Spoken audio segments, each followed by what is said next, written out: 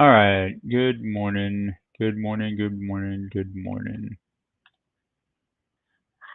So let's talk about. Can somebody give me an audio check real quick?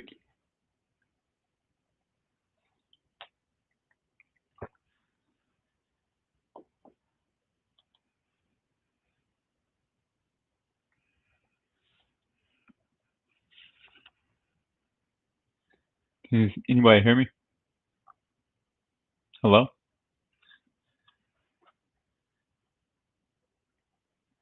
All right. Audio is good. Audio is good. All right. So let's start this party. Right now, we're above NFP Friday. Previous month 50%. Today is NFP. We're gonna we're gonna pay attention to where this closes, right? Like kind of like what we've been talking about this whole time, right? We are in week of the month of a monthly slowdown, and we're trying to see if you know this monthly slowdown turns into a quarterly slowdown. I'm not going to anticipate that yet because we're above NFP Friday, we're above previous month 50%. So we'll let today's NFP Friday range play out. Keep an eye on this previous month 50%. There's no We're not going to move. Well, we could move 500 handles or 600 handles down here to this previous month, but the main day that we pay attention to is Monday, and where the daily close happens. If let's say we draw today's NFP range, it looks like this.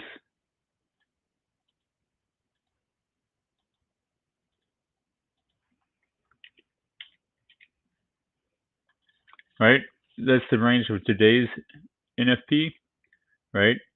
Our job is to pay attention to Monday, because Monday, to see if it retests this previous month 50% or just leaves the NFP range. And then, if that's the case, well, we would be above previous month 50% NFP Friday, and we would expect to close the month higher, right? Put that on there for now. And then if that's the case, oh, wrong chart, then this would have been just a regular monthly slowdown, right? So on the weekly chart, you can see that week 1, week 2, week 3, week 4 overextends 3.72%. We have a monthly slowdown that we always talk about during this time, and it's allowing everything to catch up from a workflow standpoint, right? So we go back to the constant variable, and now we're expecting to see what next month brings us. So those two variables, we still look for the low of the day, and you can tell, listen, like, this is nothing that we haven't talked about. Every single day that I've been live, every single day, I go through the same workflow process. We talk about the same things, but now for the newer viewers, you guys are seeing it. You guys might not have been watching here when it happened on this week, and we did the monthly slowdown and the monthly slowdown and the monthly slowdown and the monthly slowdown and the monthly slowdown, and so forth, right? These ones went from a monthly slowdown into a quarterly slowdown where we targeted the previous quarter's lows, right? You just get to see it live now, right? Like you're seeing it in action. If you took my advice, no, I'm not. I'm not. You're not jumping on stage to ask questions during this. Like you can ask a question in the chat though.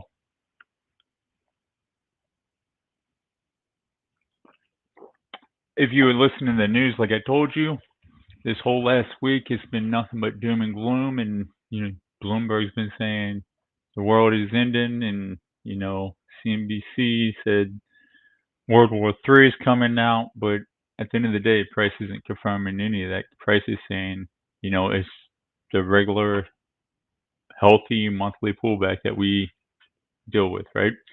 Those two factors, we move on to this chart right here. We can see that this is for the ICT folks. They use the 1800 Sunday price. This is from 18 to 1900. We stepped above it and we just ripped below it, right? For the ICDR community, they use the Tuesday 9:30 to 10:30. This range was extremely massive this week. It's one of the biggest ones I've seen so far.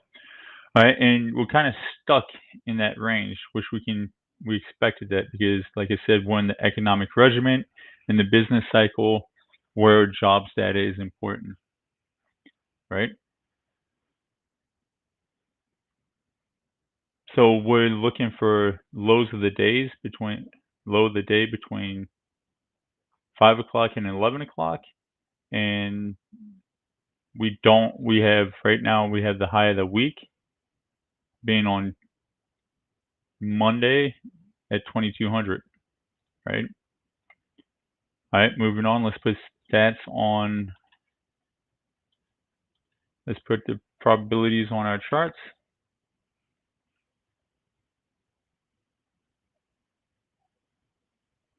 Intraday Zay, what's your question, brother? Just type it in the chat.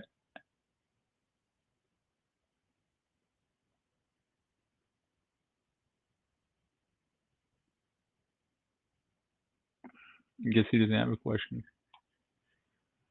All right. Put our time-based probabilities on. 3 of them.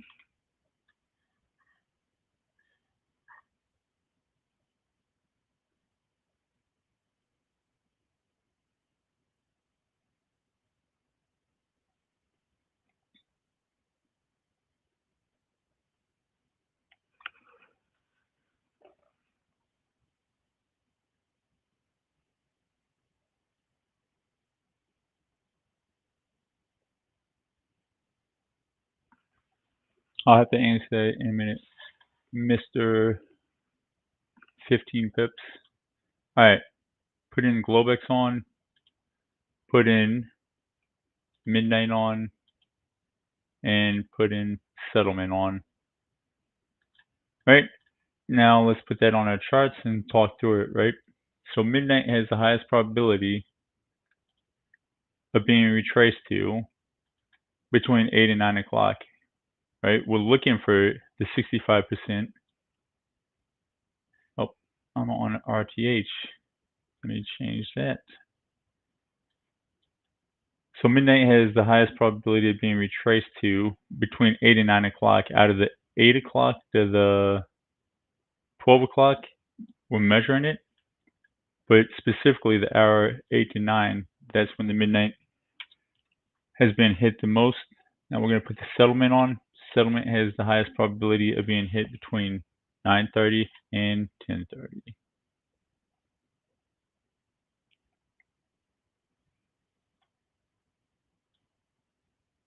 Let's put our settlement price on. Now let's put our Globex open.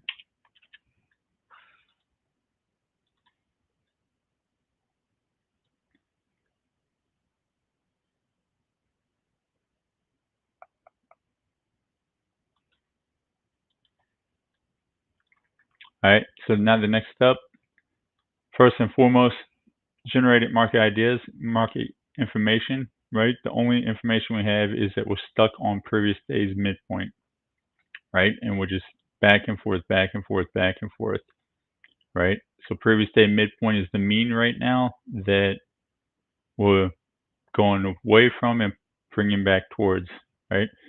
Let's put our time-based probabilities on now.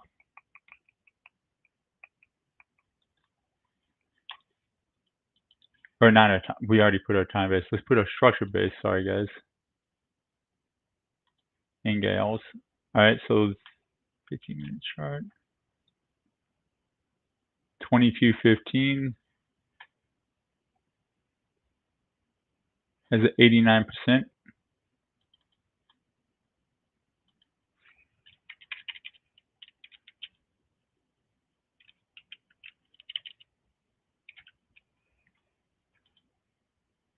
and then 1800 has an 87%.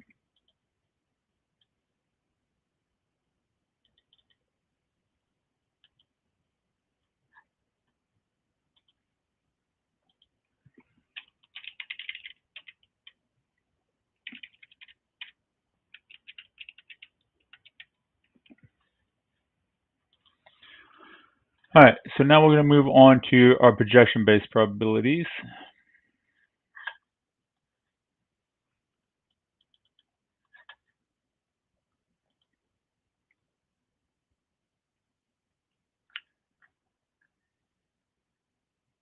Which I'm still working on with coders to get a system built for this part.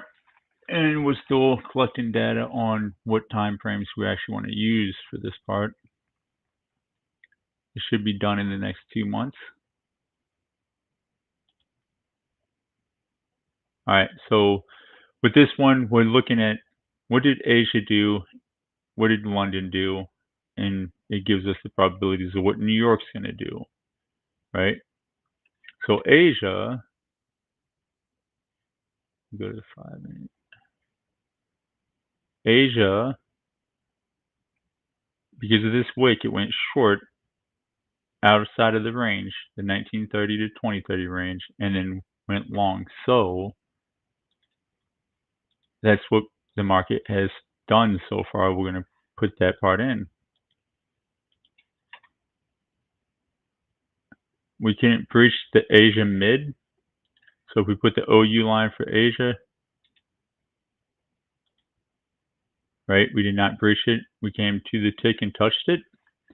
So did Asia mid, was it breached by 2 a.m. to 3 a.m.? It was not. So we're going to put that variable in. What has London done? London has gone long because of this wick right here. And that's it. We're not going to put true or false because we still have until 8:30. We're going to put that into our scenario build.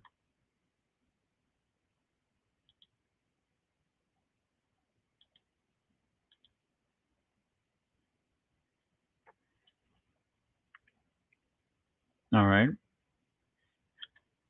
So we'll leave it neutral. And let's build out the scenarios. Between now, the 8:30,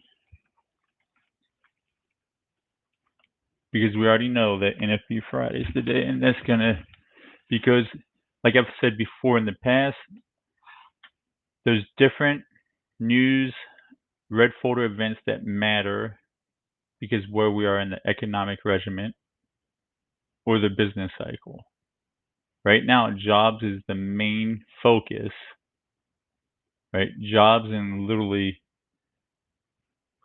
real estate, only the mortgage part of real estate, like in where crude oil currently is, because those three components are kind of giving investors the ability to make measurements if we're heading into a recession or if it's just a slowdown and that the Fed Reserve has achieved a soft landing. So every single thing that's related to jobs right now is going to be very, very much paid attention to.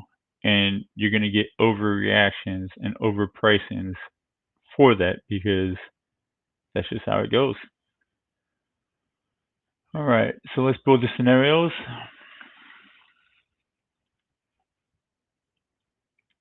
There's actually no sense building the scenarios because of that. But if this was a normal day, we would say scenario 1, London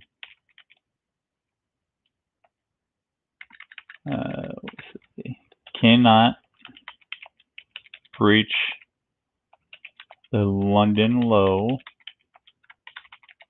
by 8:30.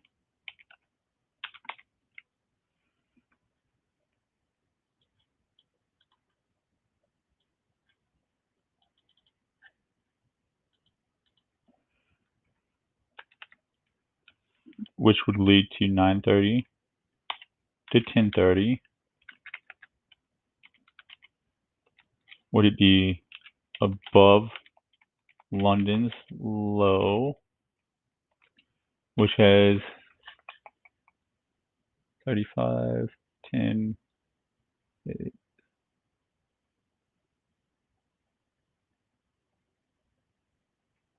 53% probability, engulfs London,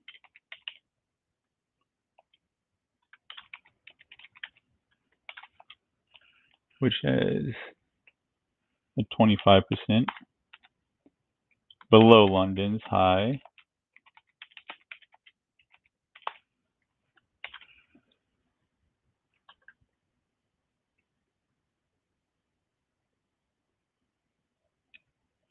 which has a 20%.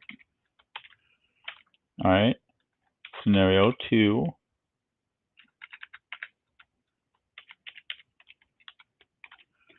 would say breaches London's low by 8:30. Oh yeah. For scenario 1, 10:30 probability is long. 10:30 on. I am not functioning today like I usually do. 53%. Going back to scenario 2, 9:30 to 10:30. Above London low.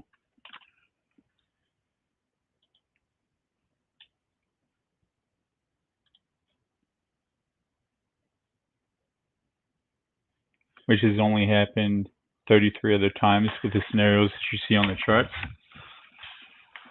Out of 4,280 days, we've reached this London low along with the variables that we put in from Asia and London. It's only happened 33 other times. Above London has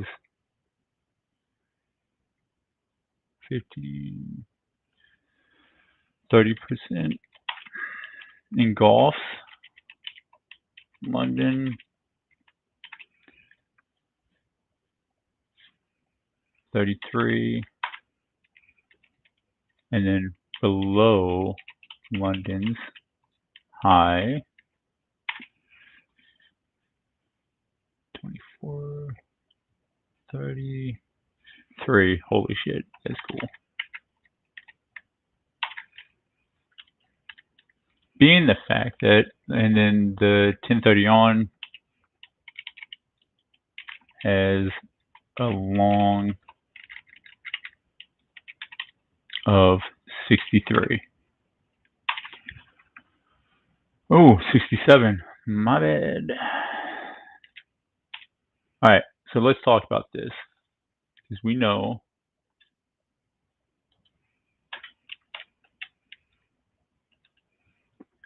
those are the two scenarios that we're dealing with, and what we're saying.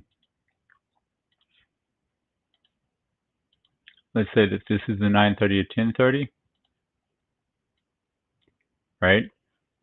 If it says above London lows, that means the 9:30 to 10:30 the range is gonna be from here, or here, or here. Engulfing means that the 9:30 and 10:30 is gonna take out both sides of this London 3 to 4. If it's below London high, it means it could be like this, or even like this. Because it's NFP Friday, and because we know that, let me go back. Okay, no questions. Because we know that NFP Friday comes out at 8:30, and we know that that is the news, the red folder event that everybody across the street is waiting to see, right? Like we know that by 9:30 and 10:30, we're already going to be directional, right? So with that being said, right here you can see above London low 53%. You can see there's no real edge between above London low, engulfing London low, below London high. They're all around the 30%. So there's nothing skewing it in one direction, where scenario one, it's got to skew above, right? We know that this midnight price will be returned to. We know that this settlement time has high probability of being returned to, and I'm glad I remember that, because we have missed a step that we need to go back to and do that, the RTH gap. Let me make a note of that. Do RTH probs. All right.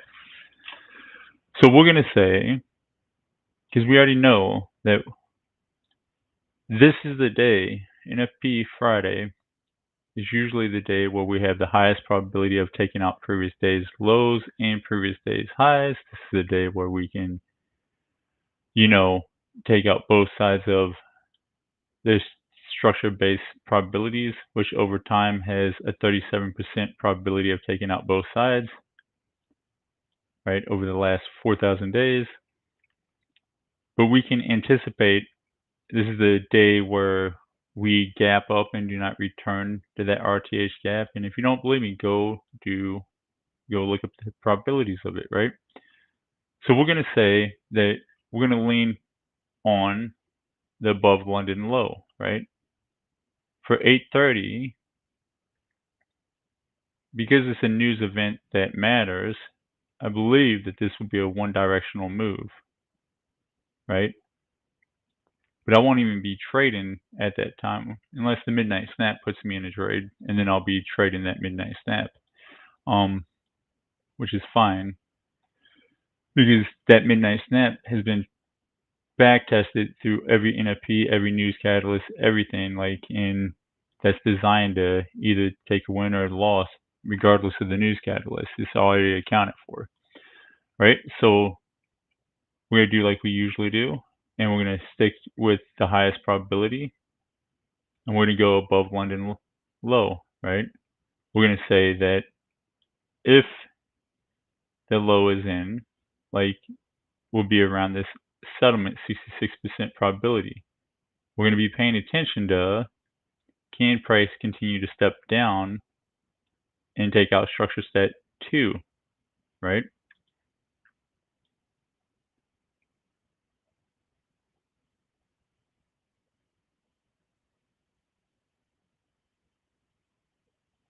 All right. So now let's put our actual probabilities on, our projection-based probabilities.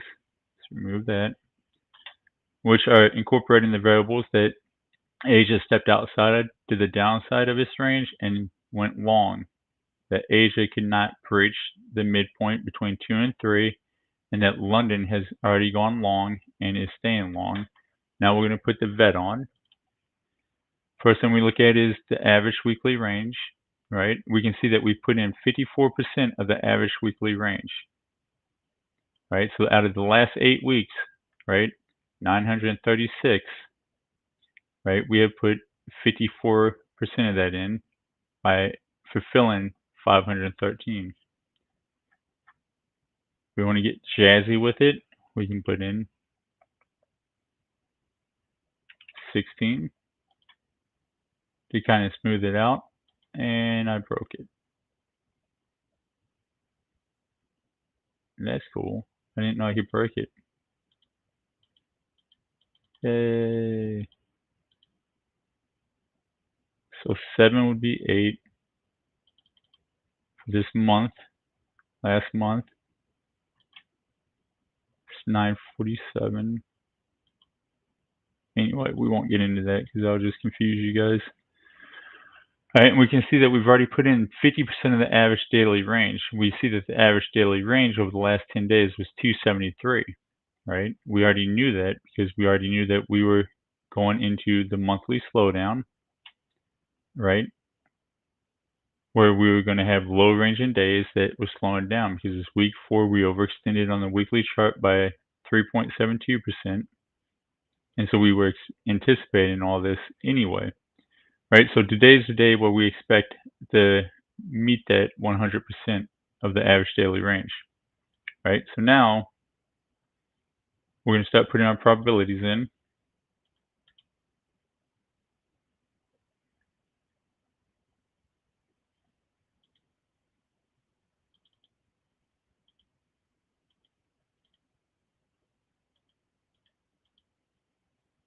We can see 2, 2, 3, 4.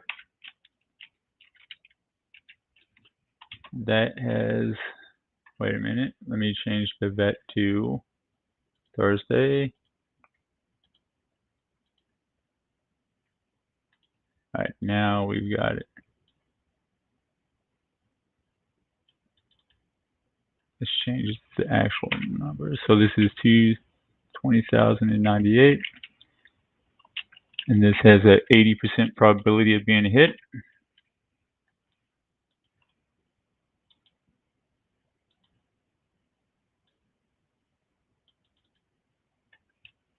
$20166 has a 63%,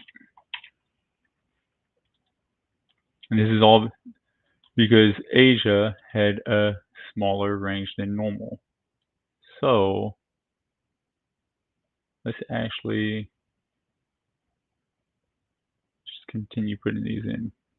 That structure stat 1, we already have a probability for that, 2.5, 19,903 has an 80%.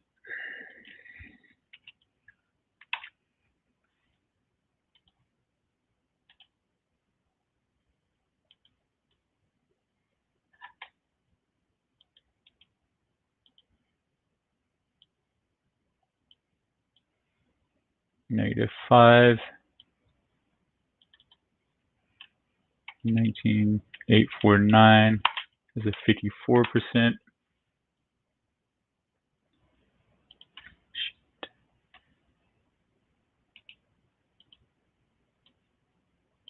-8 has a 26%.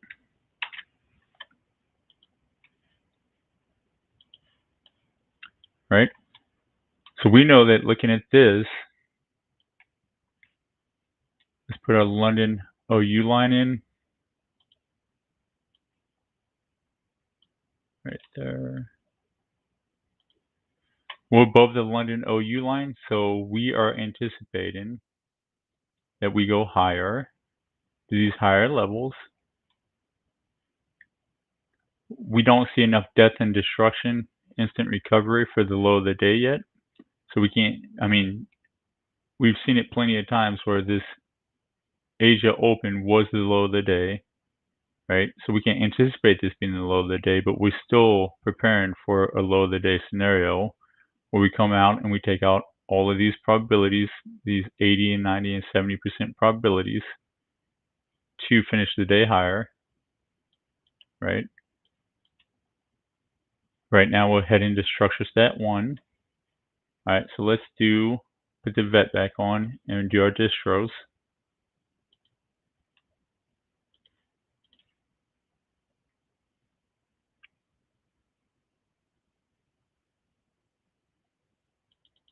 We know that the average 10-day range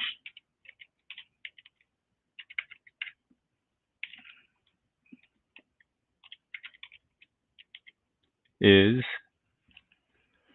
273, but actually let's do it by percentile, 1.34, but we expect to overachieve that today because it is NFP Friday.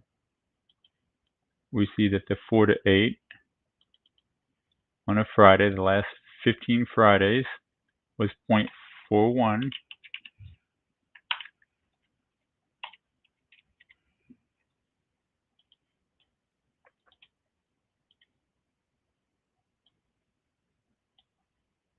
We see that 8 to 12 is 1.28.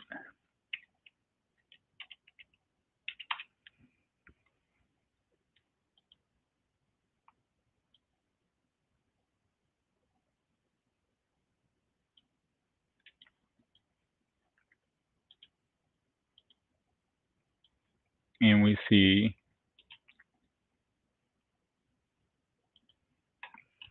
that 12 to 16, 0.85.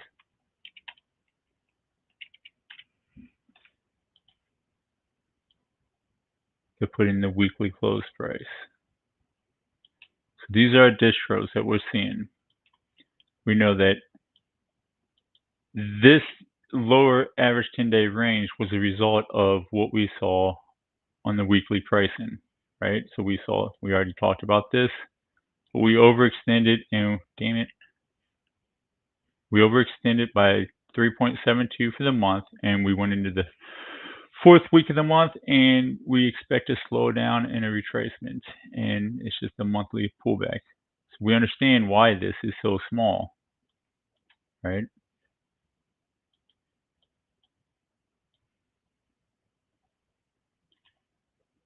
Because NFP is NFP, we're going to anticipate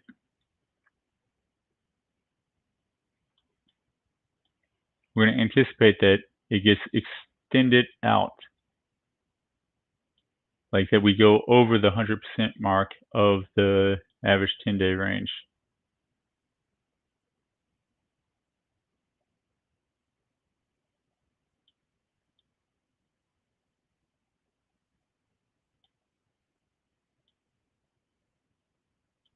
We're going to anticipate that we come out and take out structure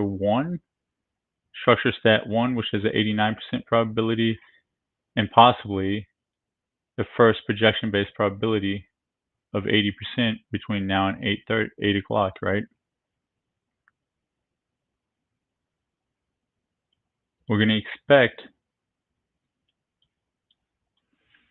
because what the data is telling us, if you remember the scenarios that we put out, we're going with scenario 1, right, which has a 53% probability of being above London's low, right? So we can anticipate something like this happening between 8 and 12.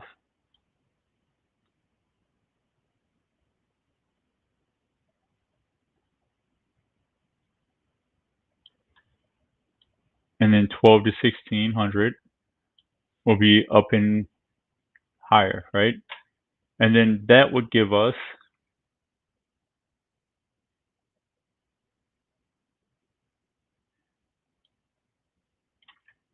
higher pricing, but here's the problem, right? It still doesn't factor in the 500 or the 400 missing handles on the average weekly range that we have to consider. So this is Monday. This would be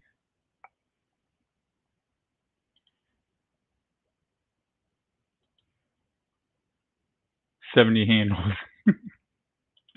So, needless to say, like, we might end the week as a lower ranged week, which is perfectly fine. If we go back, let me do one thing real quick. So we can actually look at it. And, well, before we do that,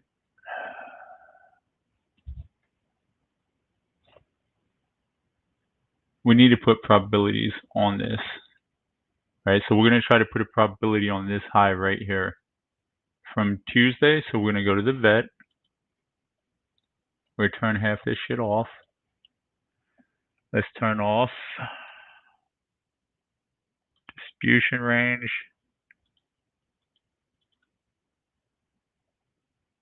Let's turn off average range.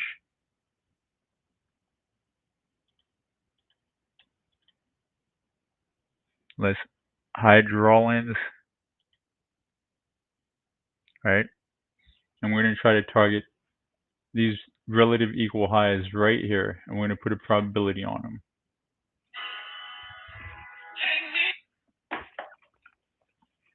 All right, so what we're going to do is in the vet, we're going to come under here. We're already anchored in, right? We can anchor in where we're currently on price, or you can anchor in wherever you actually project from. But we're going to take that and we're going to put this as a 10 standard deviation. And we're going to try to anchor it right around this area right here. So 10 didn't do it, so let's go 15.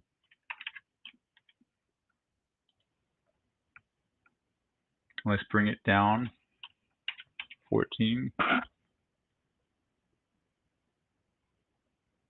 14 doesn't get us there. Let's go back to 15.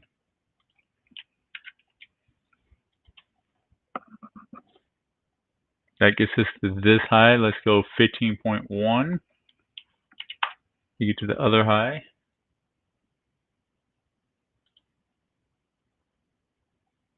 Let's go 15.3.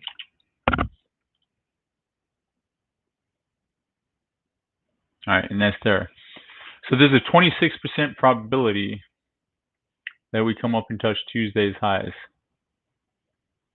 26. So knowing that, do we have the red folder event to do an anomaly move up here? We do, right? Even though daily probabilities are pointing us that high up, right? We can see that there's a 26% probability of getting there.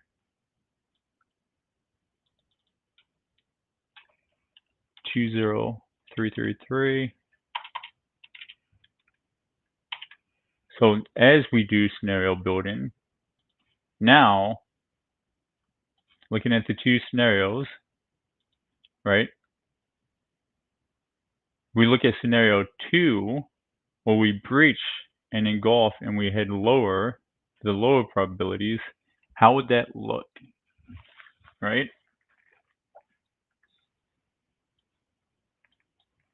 If we came down and we said that we put the high in the high of the day after we took out structure stat 1, average 10-day range brings us down,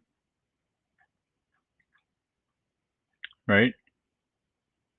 We anticipate this move to happen, something like this, and we go all the way lower, right? Like we have it just anomaly day to the downside, and we bleed out all day because the jobs report numbers came out bad, right? Does it make more sense for the weekly? Oh, whoop.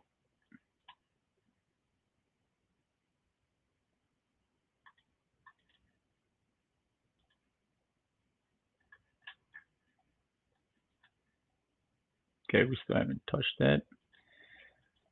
Well, from a weekly standpoint, right, it looks like if we did that, we would actually fulfill some of that weekly range. Remember, we're still missing 400 handles on the weekly range, right? That would make sense for us to come down, right? But that's not where the daily probabilities are taking us, because remember, we use the daily probabilities, right? Based off of what Asia's done, based off of what London's done, it tells us that the probabilities of 9:30 to 10:30 will be above, and that 10:30 on will be above, right?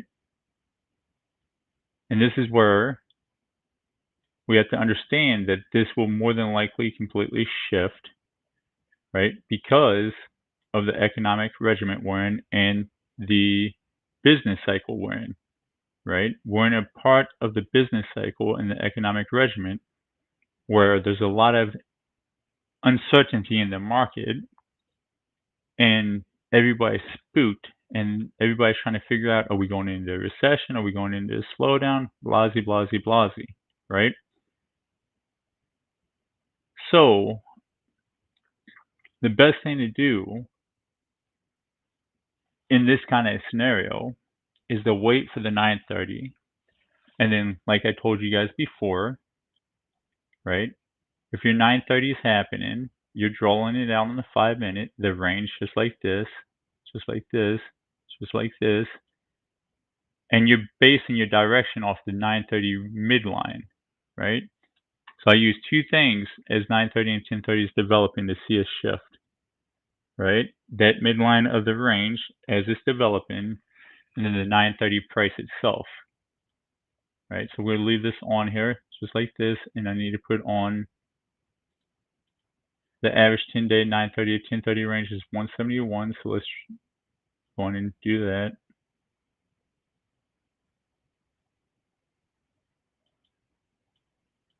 Right, to make sure that it's ranged correctly.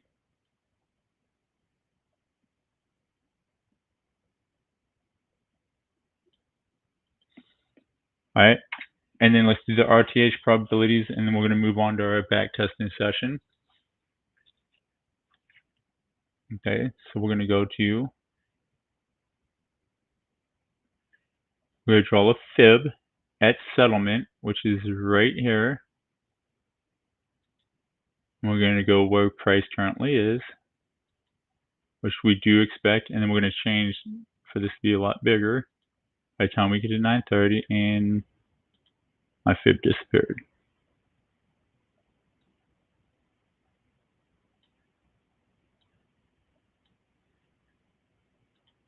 Go back to regular trading hour. There it is. All right, we're going to put the midnight snap on.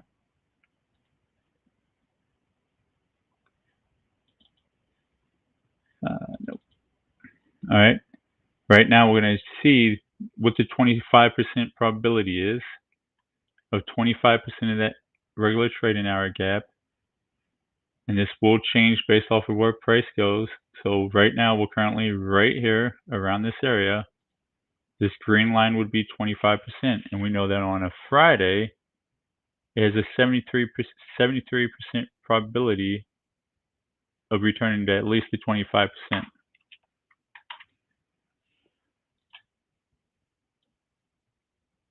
Now, we're going to do the same thing with 50%.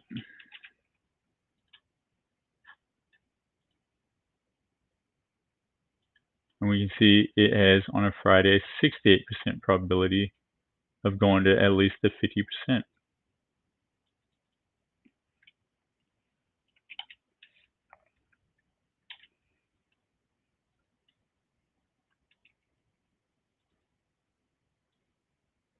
Now we're going to do 75%.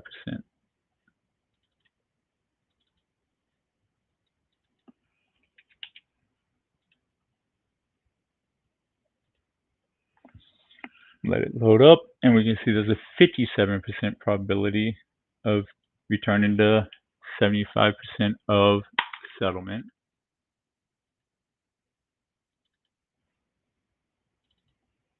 We'll do 100%. And there's a 55% chance of 100% of the gap fill. All right. So right there, that's your highest probability of the day. However, we have to consider the fact that 8:30 will be one directional.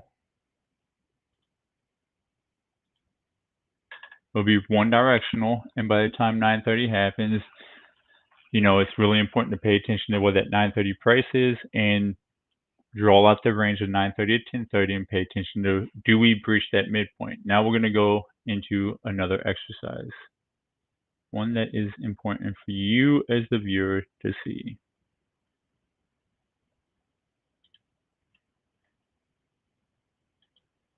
All right. So defining days, defining the RTH, right? So screenshot this so you understand the exercise. Oh shit, there's a lot of people typing. Yeah, I saw that.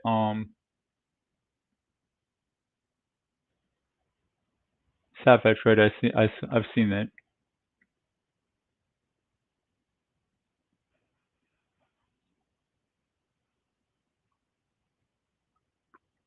It might be interesting to have data weekly. Right now, we're working on the highest probable low of the week, high of the week, day of the week, low of the day, high of the day, based off of the day, how much percentile it moves down versus up based off of the variables that have already displayed based off of Asia and London. That's something that we're working back office with, Jeremy. So that's going to be part of the data set that we produce. All right, so for this exercise, right, we're determining how many RTH from 9:30 to 16:15 have a DNP, a directional with no pullback, which is a trend day, versus a DWP, directional with pullback, versus a range trade day, right? Using these hourly boxes, right? Using this time cluster, which is the green one, to represent the 9:30, right? And highlighting the whole 9:30 to 16:15 right here, right? Range is defined if it pushes away from the 9:30 price and returns to it after 12, so between 12 and 13:30, knock knock hint hint, or we test it 4 or more hours of the RTH session, right? So there's 1, 2, 3, 4, 5, 6, 7, 8 hours approximately in the RTH session. If 4 of those hours come back and even touch this 9:30 rank candle, right, that would be considered a range. So in the chat, tell me what kind of day this was. What would we categorize this RTH session?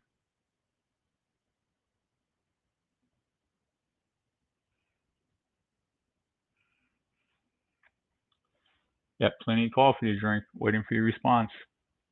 A range day, Mr. 15 picks. Yes. All right, so let's go to this day.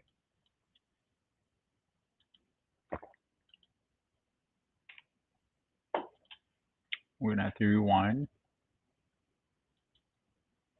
to get the time cluster. All right, so now let's talk about a DWP. What defines a directional width pullback? It happens when the market moves away from the 930, right? And the market moves away from the 930 price and doesn't come back to it. However, there are arrows that go towards the 930. How do we define it?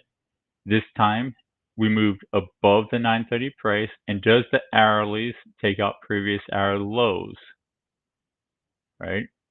So this would be considered a DWP. Trend, a DNP, directional no pullback, happens when the market moves away from the 930,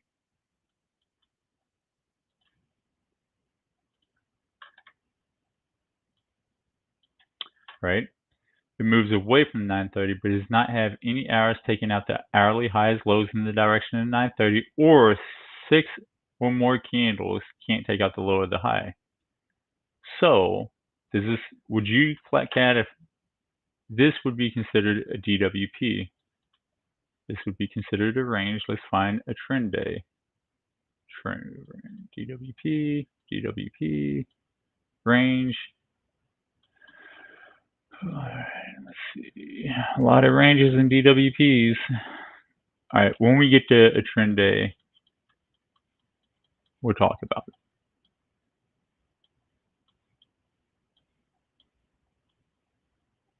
Actually, we're going to change this to 4 or more hours. 6 is pretty extreme.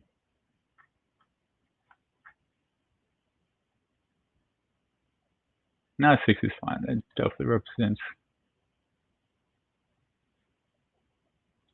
So let's look at this one real quick, right?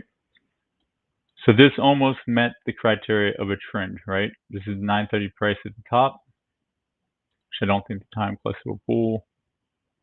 But this green line is the 930. It did. All right, you can see that we couldn't take out this hour high. We can't take out this hour's high. Can't take out this hour's high. Can't take out this hour's high. And if we've done that for 2 more hours, right, then it would have been categorized as a trend. During the 12 and 1300, we try to make that reversal happen. That usually happens, right? This is a DWP, directional width pullbacks. All right, knowing what you know now, categorize this one in the chat.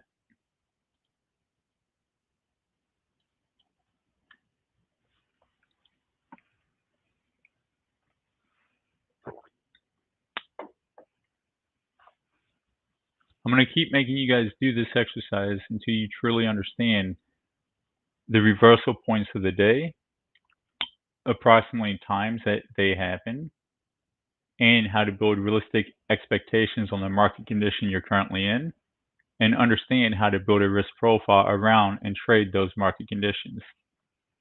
So this would be considered a DWP. What kind of day would this be considered?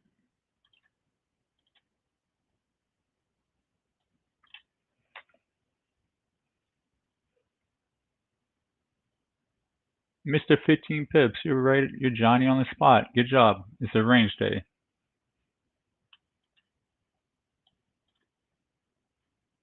All right, let's look at this one. What kind of day would this be considered?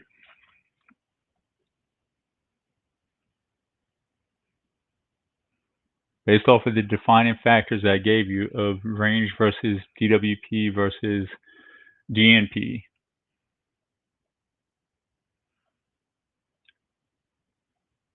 No, Carl Hungus. A DNP is considered a trend, directional, no pullback, right? Like looking at these arrows and looking at this 930, not a DWP. Remember what defines a range. A range is defined by pushing away from the 930 and returning to it after 12, or we test the 930 price 4 or more of the 8 hours in the RTH. So look at this. Look at these blue boxes right here, which represent the hours. Try again. It's not a DWP. Remember, we're using the 930 as a constant variable. It's the mean. It's the reversion of the mean. So 930 is considered the mean. So if we're going to revert to the mean, we have to have a constant variable. We're using the 930 in this case, and we're saying a range is if 4 or more hours, right, return, like 4 or more hours touch this 930 candle. We're saying a range says that 4 or more hours or at 12 o'clock we turn around and touch it. This is the 12 o'clock hour. We come back right into it. So it met both the criteria to make it a range. So this is a range. So number one, 12 o'clock hour, we come back to it, right? And we spent 1 hour, 2 hours, 3 hours, 4 hours, 5 hours at that 930 price, the constant variable. Try this one. This one, you better not say DWP.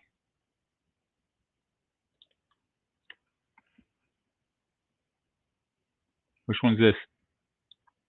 Jen from the chat got it. Moving on, range. All right, so now let's look at this one.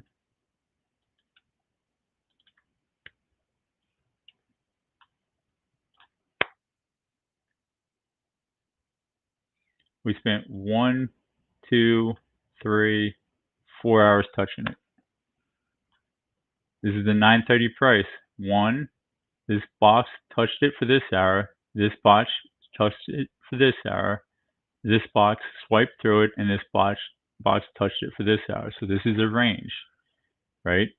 We reversed at 11:15 and came back to it. So it didn't meet the criteria of the 12 o'clock swing. Between 11:45, if you're going to shift in a market for the RTH, statistically speaking, it happens between 11:45 and 13:15. That's the highest probable window for that turnaround, right? It can happen at 11:15. It can happen at 13:30 and 1400. Those are anomalies. If you think bell-shaped curve, those would be the anomalies. But on average, between the mean mode and medium, is going to be from 11:45 to 13:15. Is going to be when that reverts to the mean happens. All right. So now let's look at this one.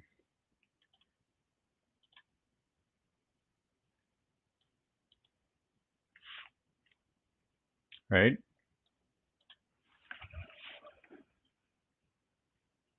Which one's this?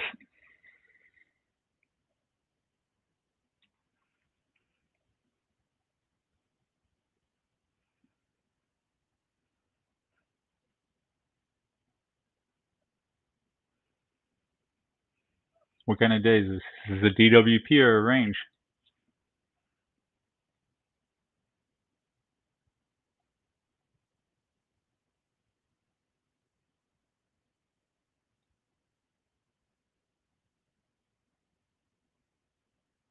You can't put both answers in, Mr.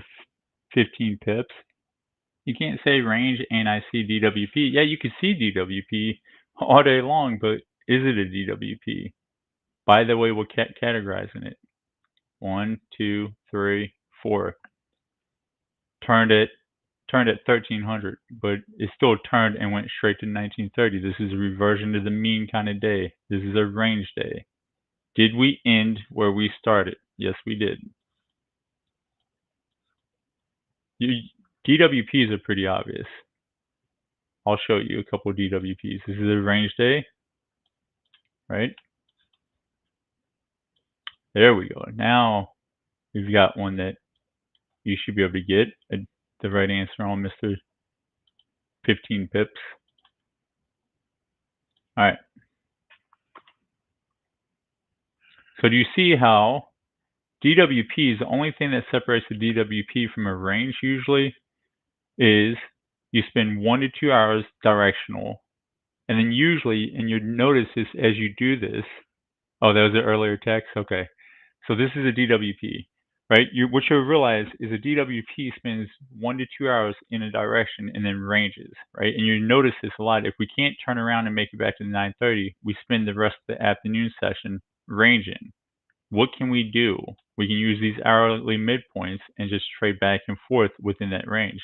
And the more you do this exercise, you'll even see that there are ranges like this. It ranged from 9 to 12. Then we made the move. Then we ranged for the rest of the day within this area. So there's a constant variable. There's a mean somewhere in here. Your job is to identify that range. Like this is an obvious range. 1, 2, 3, 4, 5, 6 hours at that 9:30 price.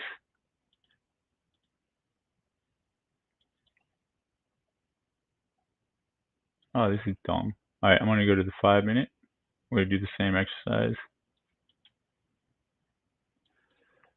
All right, this is where my time cluster calculation starts getting goofy and misplacing it. So it's going to be a little bit harder to do. Let's see. This green, let me set this up where we don't see the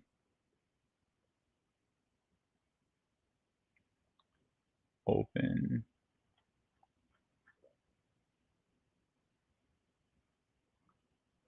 We're going to shade this out, make this less visible. We're going to make this annoyingly bright.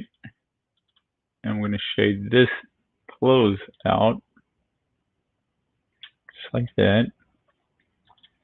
And now we're going to have to use this green line right here. This is just the opening price. This is not the 1 minute 9:30 range, right? But it still is the same. And if it makes it any better, I'll just draw it a somewhat 9:30 range.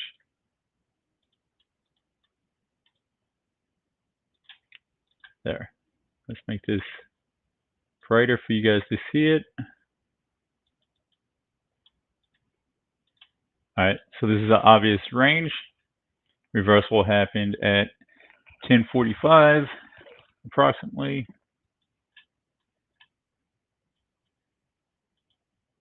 All right, so this is a good example of what I was talking about. That's the 9:30 right there. So you see, wow, this is a shit show day. This would be around the 9:30. It's probably a little bit bigger because my time cluster is not working. Let's see if it wants to work on this day. Nope. All right. So we'll say it's approximately here. We move away from the 9:30. We're taking out lows, hourly lows to come back to it, and we're stuck in this afternoon range. So this would be a DWP, directional with pullbacks.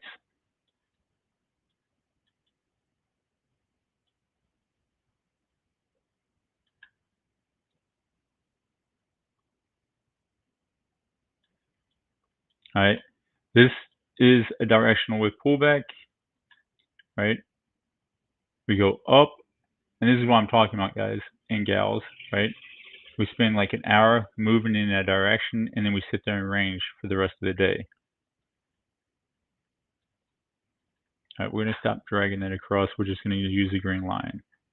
All right, so now we have a DNP, right? This is September 11th. This sure is. Right? A DNP is a directional no pullback, aka trend day. Right? That happens when the market moves away from the 9:30, but does not have any hours take out the hourly highs or lows in the direction of the 9:30. So in this case, above the 9:30, and we need to start taking out lows going back towards it. We don't have to go back to the 9:30, or 6 or more hours cannot take out the lows towards 9:30. Right? You see 1 hour low, 2 hour low, 3 hour low, 4 hour low, 5 hour low, 6 hour low, 7 hour low. We went 7 hours not being able to take out the low. This is going to be categorized as a DNP, directional with no pullback, trend day. This one should be pretty simple. See the green line right there? 1, 2, 3, 4 hours at the 930 price. So this is a range.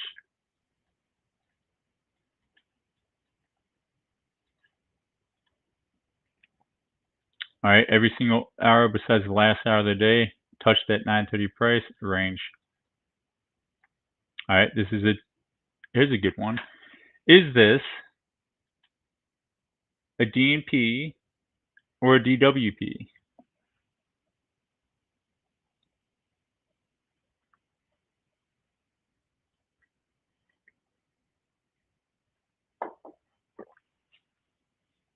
I think Jen put DWP. DNP. So did it move 6 hours without taking out the previous? We moved away from the 930, which is right here at the top of the range, right? Did we move 6 hours without taking out an hourly high? No, we did not. We spent 1, 2, 3, 4, and right here we go into a range. This is a DWP, directional with pullbacks, meaning that these highs are not protected, right? So yes, it's a directional. We spend from 9:35 to 10:55, an hour and a half in a direction, and then what do we do the rest of the day? We ranged, right? You got to pay attention to these details because this shit will fucking screw you over. Because, like, remember, it's all about realistic expectations, right? Expectation management for the day. No, Jen, it's not a DNP. Look, DNP, directional with pullbacks, happen. Maybe that's what's confusing you.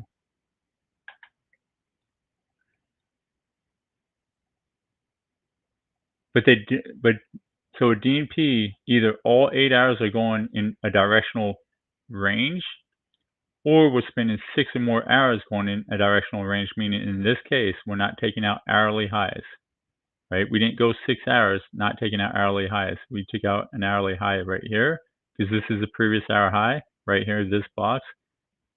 We took out that, we took out that.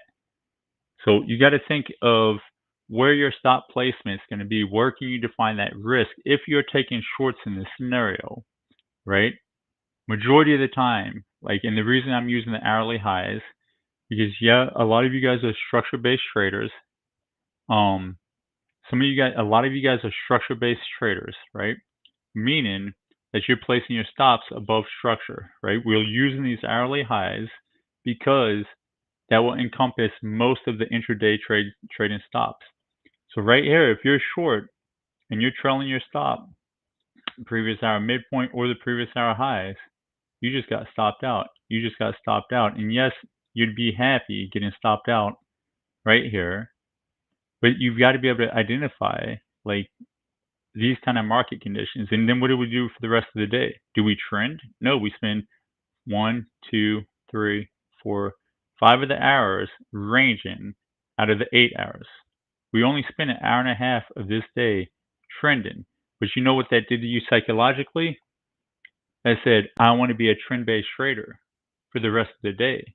Psychologically, right during at 11 o'clock, guess what? You're shorting the hell out of it, expecting this right here. But you're not going to get that right there.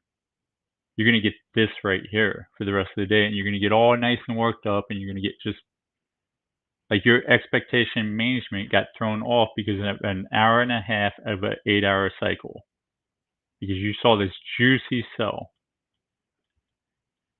All right, range. 930 price is right here, this green line. 1, 2, 3, 4. 4 hours touching it, and we just sit there and revert back and forth. All right. 1130 made the high, right? We're ranging. Look, again, the move happens from, let's say, I remember this, I traded the crap out of this move up. I did not trade this at all, but I was thinking about taking a trade. People who know me know why I made that comment. All right, 10 o'clock to 11 o'clock. So 1 hour we make a dominant move, and what do we do the rest of the day? We range, drifting back towards the mean. All right, so now you trend traders have a great little DNP session right here. Right, this is a trend day. We've seen 2 of them so far. This is the 930 price. Can we take out the hourly high? Nope. Can we take out the hourly mid? Nope. Hourly high, hourly mid, boom, boom, boom, boom, boom, boom. This is a trend day. Jeez. 12 o'clock, reversal, goes right back to the 930 price, which is right here. 12 o'clock, reversal goes back, right? All right, so let's talk about this.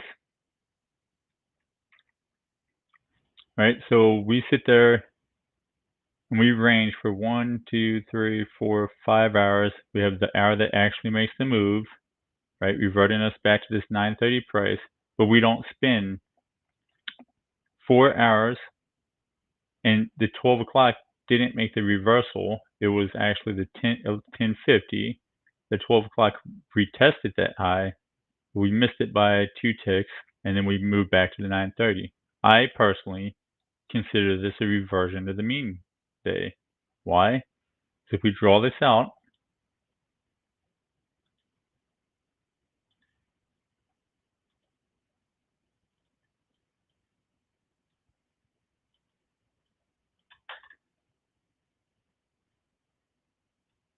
right there,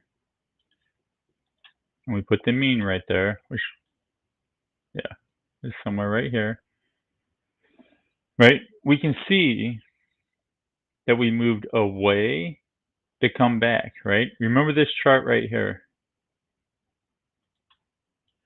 right? This chart right here. We move, this is saying this is the mean. In this case, we use the 5 EMA on the weekly chart to see the close prices.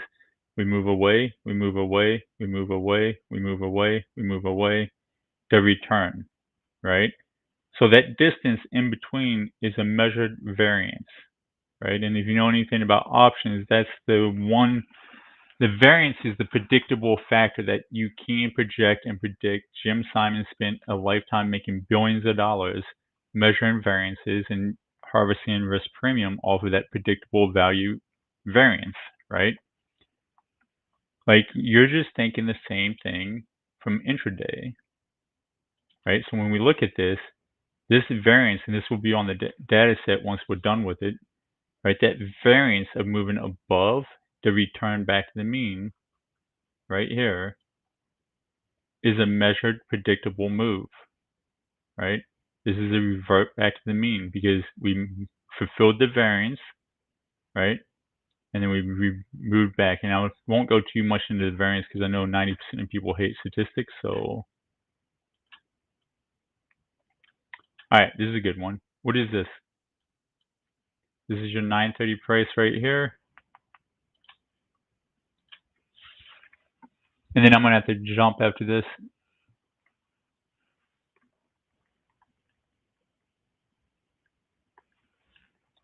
Exactly, Carl.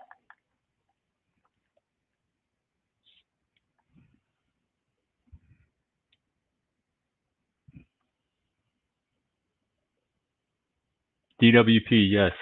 We move. In this case, we spin from 930 to 11, moving directional. And then we start taking out hourly highs, going back to that 930, but we don't go back to it. And we just sit there and range from 11 o'clock to 16:15, right? So we moved away from the 930 and went back into our range, right? One thing I want you guys to do and pay attention to and try this, right? I want you to put your settlement price on every single settlement price and your 930 prices on every single 930, right? And your mind will be blown how many times the 930 opens up near the 930 from yesterday, or the settlement is around yesterday's settlement price, right? Like, do it from yesterday, right? We were 20 to 50 handles away from the previous day's settlement price, but we sat there and moved back and forth, and everybody's trying to pick up a direction. It's like within the 24-hour period, you move 20 handles. It really blows your mind when you do it on crude oil on the monthly charts. When you see like take the first Tuesday 9:30 to 10:30 opening range and then project it into a month, and you'll see that crude oil spent a whole month and it really only achieved 20 cents. This is stupid. Like I sat there and just blew my account on a 20-cent move that happened month over month. This is wild. All right, but I do have to jump. Hopefully you guys have a great weekend. Mr. Pip, 15 pips, will you text me those questions in my DM so I can respond to them? Yeah. So if we know that price reverts more than it does trend, and there's reasons why. It trends so today is a great example. Today's an FP Friday. Guess what? We're going to start setting the range for the next month, right? And then what are we going to do? We're going to sit there and revert back and forth. All right. Got to go. Got to go to work. Go sit on